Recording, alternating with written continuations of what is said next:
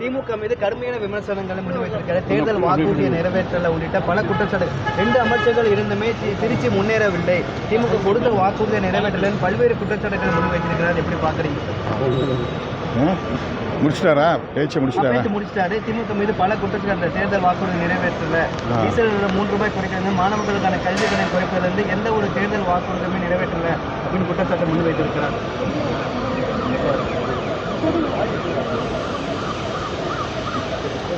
திமுக எதிர்ப்பை மட்டுமே மூலதனமாக கொண்டு ஆட்சியை கைப்பற்றிவிடலாம் என்று கருதுகிறார் தமிழக வெற்றிக் கழகத்தின் தலைவர் விஜய் அவர்கள். திமுக அரசு மீதான விமர்சனங்களுக்கு திமுக உரிய பதிலை உரிய நேரத்தில் தெரிவிக்கும். விடுதலை சிறுத்தைகள் கட்சியை பொறுத்தவரையில் விஜய் அவர்களின் வரவால் தமிழகத்தில் ஆட்சி மாற்றம் நிகழ்ந்துவிடும் என்று ஒரு மாயத் தோற்றத்தை சிலர் உருவாக்குகிறார்கள். ஊடகங்களும் அதில் பெரிய பங்கு வகிக்கிறது. ஆனால் திராவிட முன்னேற்றக் கழகம் தனித்து ஆட்சியை நடத்தவில்லை. ஒரு கூட்டணி பலத்தோடு ஆட்சியில் இருக்கிறது.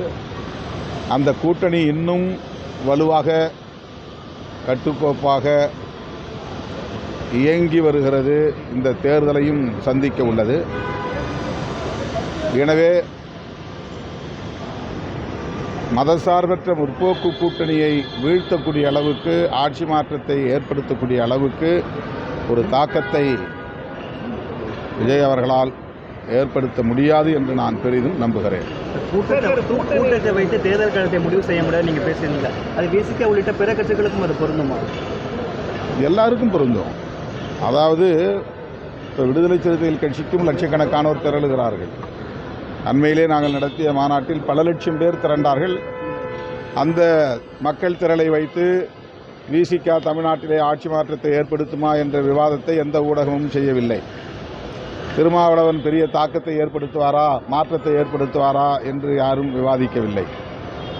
விஜய் அவர்கள் ஒரு பிரபலமான சினிமா நடிகர், கதாநாயகர் என்பதை வைத்துக்கொண்டு பெரிய மாற்றம் இங்கே நிகழப் போகிறது என்பதை போன்ற ஒரு தோற்றத்தை உருவாக்குகிறார்கள். திமுக, விசிக போன்ற கட்சிகளுக்கு, கம்யூனிஸ்ட் கட்சிகளுக்கு வரக்கூடிய லட்சக்கணக்கான பேரும் அரசியல் சக்திகளாக வருகிறார்கள். கொள்கை கோட்பாட்டு புரிதலோடு களத்திலே நிற்கிறவர்கள், நீண்ட காலமாக அரசியல் களத்தில் மக்களோடு நிற்பவர்கள். அந்த பெருந்திரளுக்கும் நண்பர் விஜய் அவர்களுக்கு இன்றைக்கு திரண்டு வந்திருக்கிற திரளுக்கும் பெரிய வேறுபாடு இருக்கிறது. ஆகவே இந்த மக்கள் திரளை மட்டுமே ஒரு பொருட்டாக எடுத்துக்கொண்டு ஆட்சி மாற்றத்தையே நிகழ்த்தப் போகிறார்கள் என்பதை போன்ற தோற்றத்தை ஊடகங்களும் இன்னும் பிறரும் உருவாக்க முயற்சிக்கிறார்கள் என்பதுதான் என்னுடைய கருத்து. கிட்னி முறைகேடு அரசு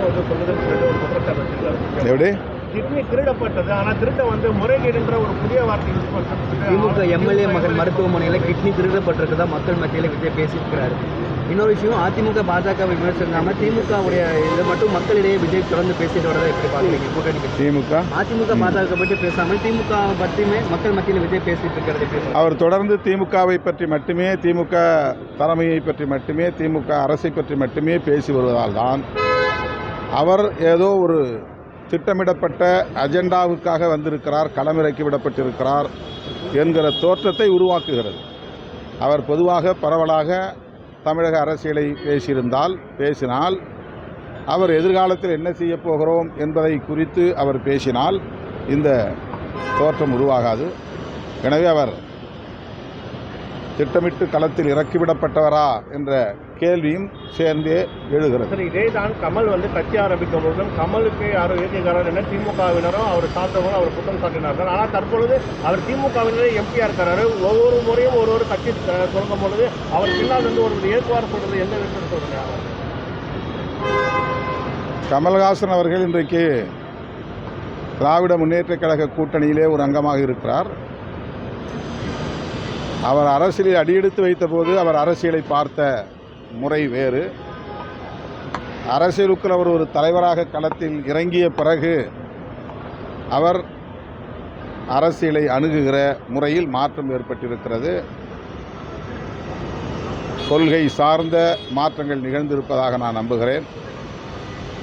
விஜய் அவர்களை நாம் பொறுத்திருந்துதான் பார்க்க வேண்டும். அவருடைய அணுகுமுறைகளிலும் நிலைப்பாடுகளிலும் எதிர்காலத்தில் மாற்றம் ஏதேனும் நிகழ்கிறதா என்று பொறுத்திருந்து பார்ப்போம். அதே போல இன்றைக்கு வந்து பார்த்தீங்கன்னா விஜய் வந்து பிரச்சாரம் மேற்கொண்ட நிலையில தமிழக அரசு வேண்டுமென்றே இன்னைக்கு இளையராஜாவுக்கு வந்து அதாவது விழா எடுக்கிறதா வந்து அரசியல் விமர்சனம் இது ரொம்ப நாளைக்கு முன்னாடியே முடிவு பண்ணது.